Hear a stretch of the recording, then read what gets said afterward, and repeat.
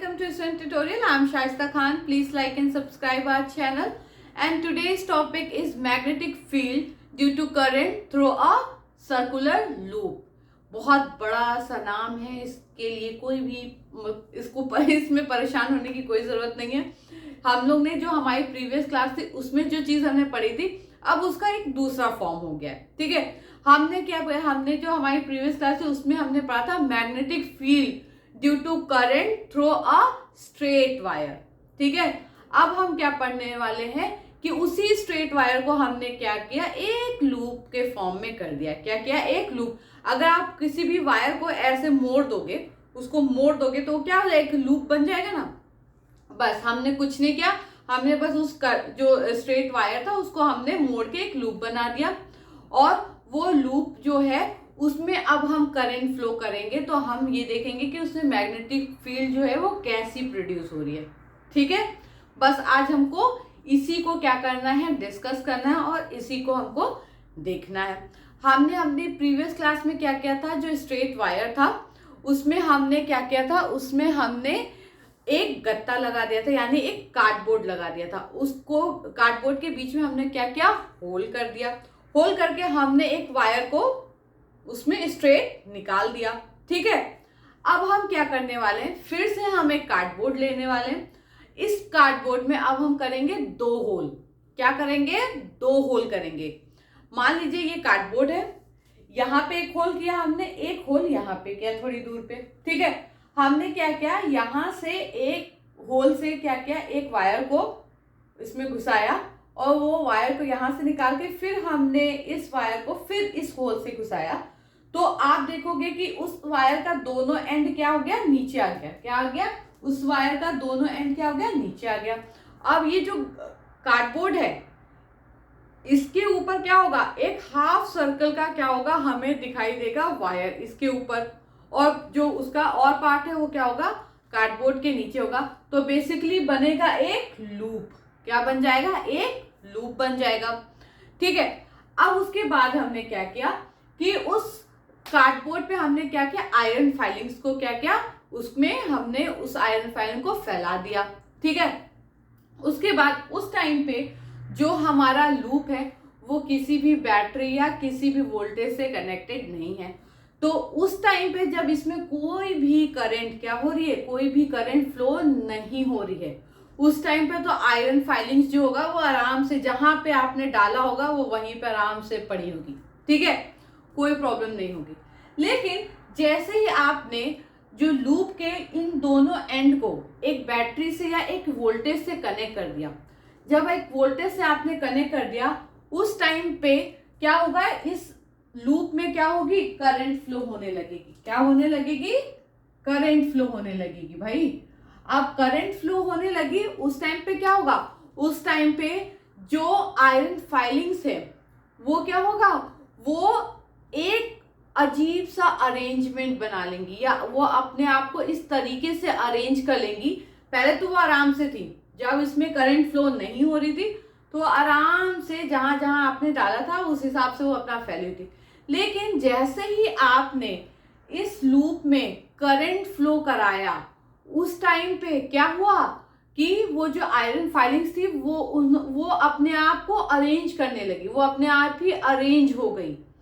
और उनकी जो अरेंजमेंट होगी वो कुछ इस तरीके से होगी, वो कुछ इस फॉर्म में होगी कि उनकी जो अरेंजमेंट होगी, पहले तो वो ऐसे बिखरी हुई थी अपना, लेकिन जैसे आपने इसमें लूप में करंट फ्लो कराया तो क्या हुई, मैग्नेटिक फील्ड प्रोड्यूस हुई।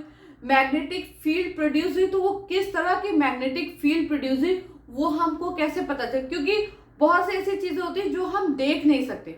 ठीक है, उसको सिर्फ महसूस कर सकते हैं।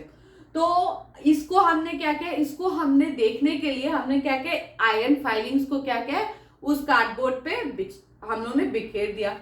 और जैसे हम लोगों ने करंट इसमें फ्लो कराया तो हम लोगों ने देखा कि जो आयरन फाइलिंग्स थी वो जहां पे जिस होल पे क्या हो रही थी, जिस होल पे कार्डबोर्ड के अंदर से वायर क्या हुई थी, बाहर निकली हुई थी, उस होल की चारों तरफ वो कुछ आयरन फाइलिंग्स जो है कुछ ऐसा अरेंजमेंट बना लेती है। या अपने आप को कुछ इस तरीके से अरेंज कर लेती हैं। इसका क्या मतलब है कि जो मैग्नेटिक फील्ड इस सर्कुलर लूप में प्रोड्यूस हुई है वो कैसे हुई है, वो फिर से हुई है कॉन्सेंट्रिक सर्कल्स के फॉर्म में। कैसे हुई है? कॉन्सेंट्रिक सर्कल्स के फॉर्म में। ये कॉन्सेंट्रिक सर्कल्स हम लोग ने कहाँ देखा था? हम लोग जब स्ट्रेट वायर पढ़ रहे थे तो उसमें भी हम लोग ने देखा कि जो मैग्नेटिक फील्ड प्रोड्यूस हो रहा था तो जो आयरन फाइलिंग्स थी वो भी कहाँ, जहाँ होल से वो कार्डबोर्ड से निकला हुआ था वायर, उसी होल को सेंटर मान के, उसी होल को सेंटर मान के और क्या होती कि कॉन्सेंट्रिक सर्कल्स बन के। कॉन्सेंट्रिक सर्कल्स क्या होते हैं मैंने वहां भी आपको बताया था। जिन सर्कल्स का क्या होता है, एक ही सेंटर होता है। जब ढेर सारे सर्कल्स का एक ही सेंटर होता है, ऐसे सर्कल्स को हम कहते हैं कॉन्सेंट्रिक सर्कल्स। तो यहाँ भी अगर आप देखोगे तो सारे ही सर्कल्स का सिर्फ एक ही सेंटर है। कहाँ? जहां से वो जो वायर है वो उस कार्डबोर्ड के होल से निकला हुआ है, वही क्या है? वही है उसका सेंटर। ठीक है।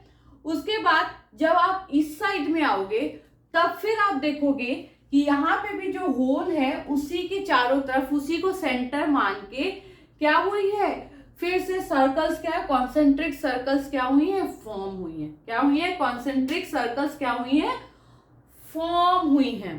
ठीक।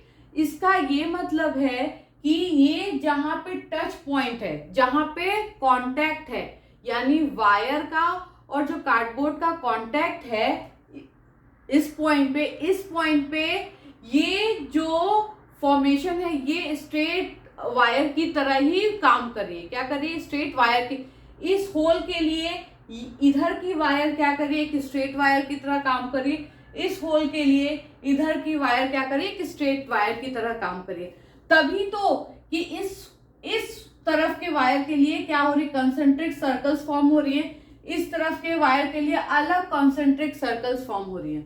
यानी कि जहां पे कांटेक्ट है, जहां पे टच है, उसी को सेंटर लेके क्या हो रही है? मैग्नेटिक फील्ड लाइंस किस फॉर्म में हो रही है? कॉन्सेंट्रिक सर्कल्स के फॉर्म में वो जो आयरन फाइलिंग्स है वो अपने आप को अरेंज कर रही है। जो आयरन फाइलिंग्स को देख के हम ये बता सकते हैं कि जो मैग्नेटिक फील्ड लाइंस है वो किस तरीके की हैं। वो क्या है? वो कॉन्सेंट्रिक सर्कल्स के फॉर्म में है।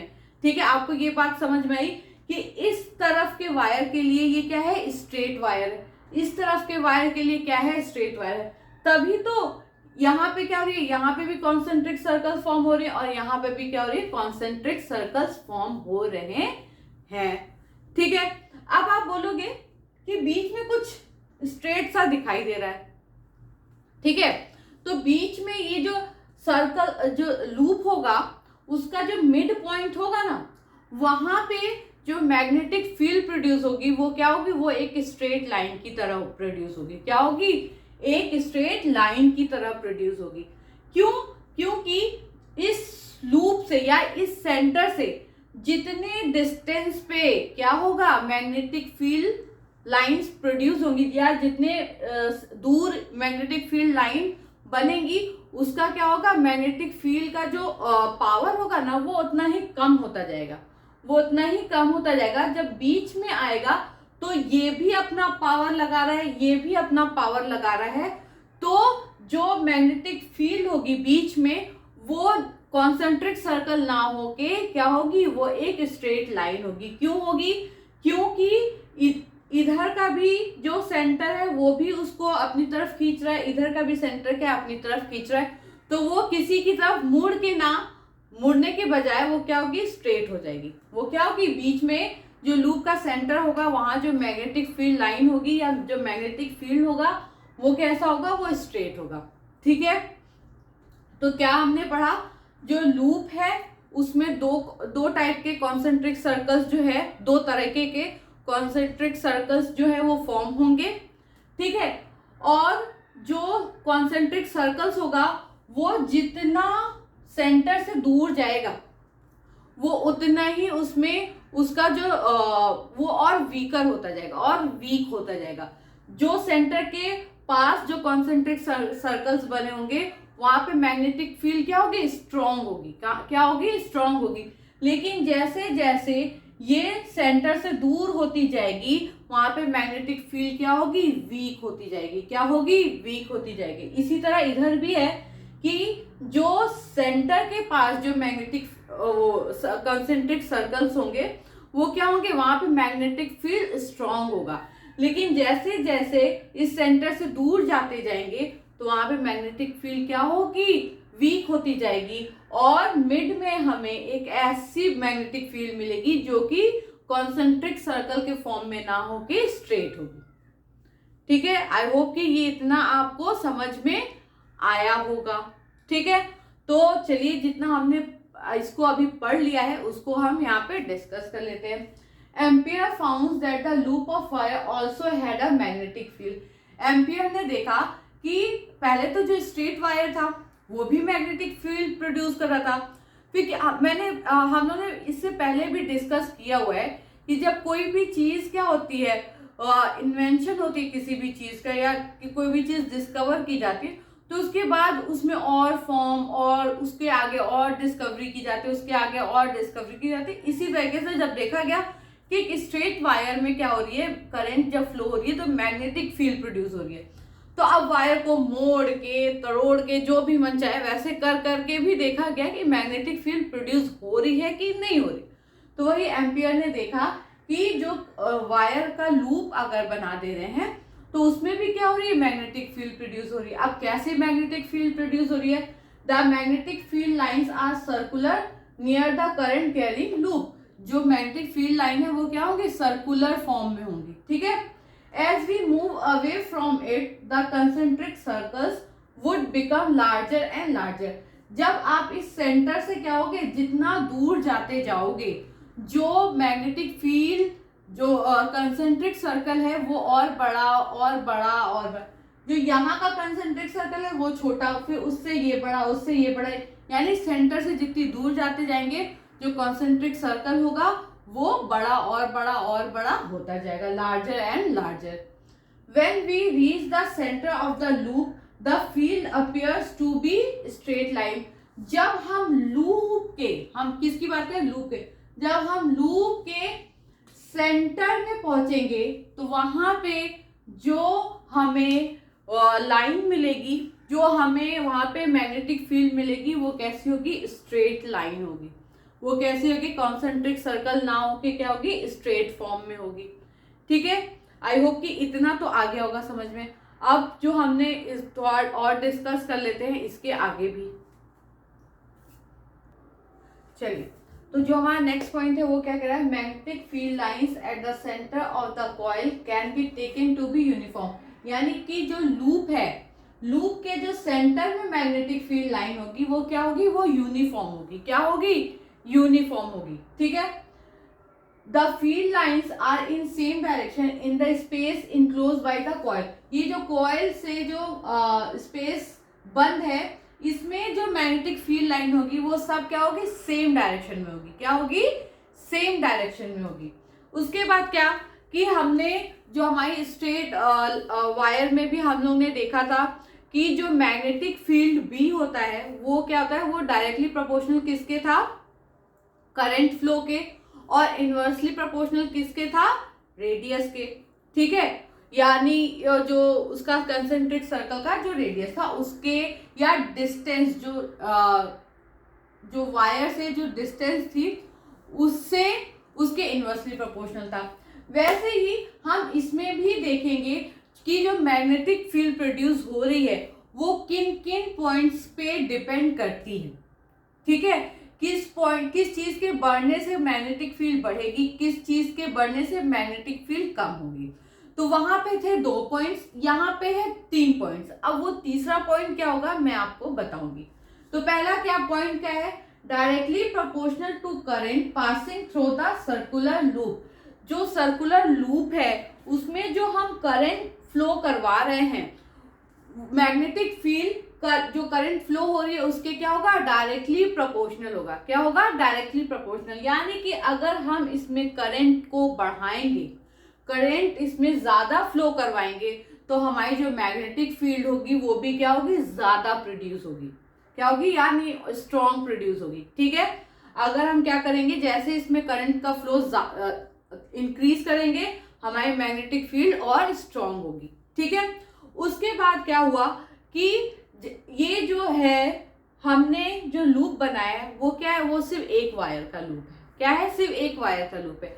अगर हम इसमें जो लूप जो वायर हैं वो एड अप करते जाएं, यानी एक वायर का लूप यहाँ पे बनाए, अगर मैंने 2 वायर को लेके ऐसे लूप बना दिया, 3 वायर को लेके ऐसे लूप बना दिया, 4 वायर को लेके ऐसे लूप बना दिया, बना सकते ना भाई। 4 वायर लिया, चारों को एक साथ जो है कार्डबोर्ड में डाला, फिर उधर से निकाल के फिर दूसरे होल में कार्डबोर्ड से करते हुए लेके चले आए, तो जितना नंबर्स ऑफ कॉइल्स या नंबर्स ऑफ टर्न्स जितना ज्यादा होंगे, मैग्नेटिक फील्ड भी उतनी ज्यादा यानी उतनी स्ट्रॉन्ग जो होगी वो प्रोड्यूस होगी।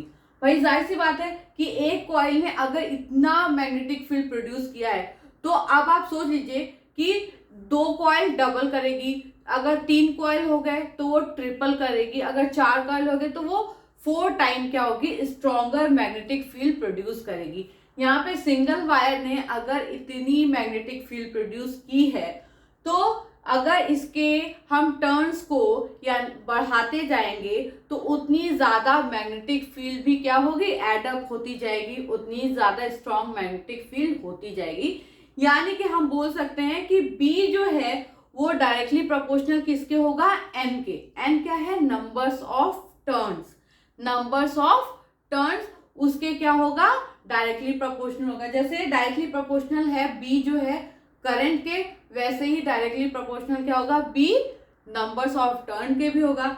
अब जो तीसरा पॉइंट एक और आता है वो क्या होगा, वो होगा कि B जो है वो इनवर्सली प्रोपोर्शनल किसके है, रेडियस ऑफ द लूप। क्या है, B जो है वो इनवर्सली प्रोपोर्शनल है किसके, रेडियस ऑफ लूप। ये जो लूप है ये क्या है, एक सर्कल फॉर्म में ही तो है ना। अगर हम इसका जो रेडियस है उसको अगर हम बढ़ाएंगे तो जो मैग्नेटिक फील्ड प्रोड्यूस होगी वो क्या हो जाएगी, वो कम हो जाएगी। जो मैग्नेटिक फील्ड होगी वो कम हो जाएगी। अगर हम इस लूप का अगर हम बड़ा सा लूप बनाते हैं, जो मैग्नेटिक फील्ड होगी वो क्या हो जाएगी, कम हो जाएगी। क्यों, क्योंकि B is inversely proportional to radius of the loop. B is inversely proportional to radius of the loop. क्योंकि आप अभी देखो, अगर 2 तार एक साथ इधर हैं, तो इसमें भी मैग्नेटिक फील्ड प्रोड्यूस हो रही है, इसमें भी मैग्नेटिक फील्ड प्रोड्यूस हो रही है। ठीक है, तो स्ट्रॉन्ग मैग्नेटिक फील्ड प्रोड्यूस होगी ना भाई, इधर से भी आ रही, इधर से भी आ रही। अगर आप इसी को और दूर कर दें तो भाई हमने बोला ना, जैसे ही इस सेंटर से मैग्नेटिक फील्ड जो है, इस सेंटर से जितना दूर जो है आप जाते जाएंगे उतनी मैग्नेटिक फील्ड क्या होगी, वीक होती जाएगी। इस सेंटर से आप जितना दूर अंदर की तरफ जाओगे मैग्नेटिक फील्ड जो है और वीक होती जाएगी। यानी बड़ा सर्कल अगर आप कर लेते हो, लूप बना लेते हो, तो जो मैग्नेटिक फील्ड होगी ना वो इस पॉइंट पे आके क्या होगी, मिड ऑफ जो लूप होगा वहां पे आके वीक हो जाएगी। ठीक है, तो इसीलिए जो मैग्नेटिक फील्ड है वो क्या होगा, इनवर्सली प्रोपोर्शनल किसके होगा, रेडियस के होगा। ठीक है, तो जो हमने यहाँ पे करंट और जो नंबर्स ऑफ टर्न्स और जो रेडियस की बात की है, तो उसको भी हम क्या कर लेते हैं, डिस्कस कर लेते हैं। तो चलिए, हमने क्या बोला, हमने कहा कि जो मैग्नेटिक फील्ड है वो डायरेक्टली प्रोपोर्शनल किसके होगा, करंट के होगा। फिर क्या है, directly proportional to the number of turns and of the wire. जो वायर के नंबर ऑफ टर्न्स हो गए उसके भी डायरेक्टली प्रोपोर्शनल होगा क्या, magnetic field. This is because the current in each circular turn of a coil flows in the same direction. क्यों, क्योंकि जो भी सर्कुलर लूप होगा उसमें जो मैग्नेटिक फील्ड का डायरेक्शन होगा वो क्या होगा, सेम होगा। वो क्या होगा, सेम होगा। ऐसा नहीं कि एक सर्कुलर लूप में इधर मैग्नेटिक फील्ड क्या उसका डायरेक्शन इधर है और दूसरे सर्कुलर लूप में मैग्नेटिक फील्ड का डायरेक्शन इधर है, ऐसा नहीं होगा। सेम डायरेक्शन में होगा। तो कोई भी चीज अगर सेम डायरेक्शन में होती है ना तो वो ज्यादा स्ट्रांग हो जाती है। and magnetic field produced by each turns of circular coil then just add up. और जितने टर्न्स आप बढ़ाते जाओगे तो मैग्नेटिक फील्ड क्या होगी, एड अप होती जाएगी। यानी कि मान लो कि अगर आप क्या होता है कि एक अगर लकड़ी हो तो उसको आप आराम से तोड़ सकते हो, लेकिन अगर आपको लकड़ियों का बंच दे दिया जाए तो उसको तोड़ने में आपको क्या होगी, प्रॉब्लम होगी। क्यों? क्योंकि वो एक लकड़ी से ज्यादा उसमें क्या होगी, वो और स्ट्रांग हो चुकी है, तो आप में उसको तोड़ने के लिए उतनी क्या है, उतनी ताकत नहीं है, तो इसलिए वो जो है वो ज्यादा स्ट्रांग है। तो इसी तरह अगर टर्न्स आप बढ़ाते जाओगे, नंबर्स ऑफ टर्न्स बढ़ाते जाओगे, तो मैग्नेटिक फील्ड ज्यादा स्ट्रांग प्रोड्यूस होगी। Inversely proportional to the radius of circular loop. जो सर्कुलर लूप होगा, मैंने आपको बताया था कि उसका रेडियस अगर आप बढ़ाओगे तो मैग्नेटिक फील्ड क्या होगी, डिक्रीज होगी। क्यों? क्योंकि इनवर्सली प्रोपोर्शनल है। From all the equation we get, जो एक ये इक्वेशन, एक ये इक्वेशन और एक D directly proportional to I, वो तीनों इक्वेशन से हमने जो इक्वेशन हमको मिली वो क्या है, B is directly proportional to N and I, यानी numbers of turns and current flows, और इनवर्सली प्रोपोर्शनल किसके है, radius of the circular loop. ठीक है। Thus the strength of magnetic field produced by a current carrying circular coil can be increased। जब क्या, जो magnetic field की strength है, जो सर्कुलर लूप में जो मैग्नेटिक फील्ड प्रोड्यूस हो रही है, उसकी जो स्ट्रेंथ है वो कैसे कैसे बढ़ेगी, अगर हम क्या करेंगे, करंट ज्यादा फ्लो करेंगे। अगर करंट का फ्लो को हम इंक्रीज करेंगे तो भी मैग्नेटिक फील्ड बढ़ेगी, अगर हम नंबर ऑफ टर्न्स बढ़ाएंगे तो भी मैग्नेटिक फील्ड बढ़ेगी, और डिक्रीज कब होगी, जब हम रेडियस बढ़ाएंगे, सर्कुलर लूप का रेडियस। तो ये 3 पॉइंट्स हैं, इसको भी हम क्या कर लेते हैं, डिस्कस कर लेते हैं। तो चलिए क्या है, by increasing the number of turns of wire in the coil, magnetic field increase कैसे कर सकते हैं, नंबर्स ऑफ टर्न्स जो है कॉइल के इंक्रीज करके, बाय इंक्रीज। सेकंड है by increasing the current flowing through the coil, और जो कॉइल है उसमें हम करंट को जो है उसको ज़्यादा, उस फ्लो को ज़्यादा इंक्रीज करके भी हम उसको इंक्रीज कर सकते हैं मैग्नेटिक फील्ड, और by decreasing the radius of the coil, और जो रेडियस ऑफ द कॉइल अगर हम क्या उसका बढ़ाएंगे तो मैग्नेटिक फील्ड क्या होगी, डिक्रीज होगी। ठीक है। तो ये था हमारा magnetic field due to current through a circular loop. वह सर्कुलर लूप में अगर हम करंट फ्लो करेंगे तो कैसा मैग्नेटिक फील्ड प्रोड्यूस होगा, वो हमने जो है यहाँ पे आज डिस्कस कर लिया है। अब इसका एक और पार्ट है, उसको हम बोलते हैं क्लॉक फेस रूल। उसको हम क्या बोलते हैं, क्लॉक फेस रूल। उसमें हम क्या है कि हम देखेंगे कि जो हमारा सर्कुलर लूप है वो एक मैग्नेट की तरह कैसे वर्क करता है। ठीक है। तो उसको हम अपना जो हमारी नेक्स्ट क्लास होगी उसमें हम उसको डिस्कस करेंगे। तो यहाँ पे जो हमारा ये टॉपिक था वो यहीं पे फिनिश हो रहा है। आई होप कि आपको ये टॉपिक अच्छे से समझ में आ गया होगा। अब हम अपने, जब भी हमारी नेक्स्ट क्लास होगी तो उसमें हम अपने नए टॉपिक को क्या करेंगे, डिस्कस करेंगे, जो कि होगा clock face rule. Thank you for watching.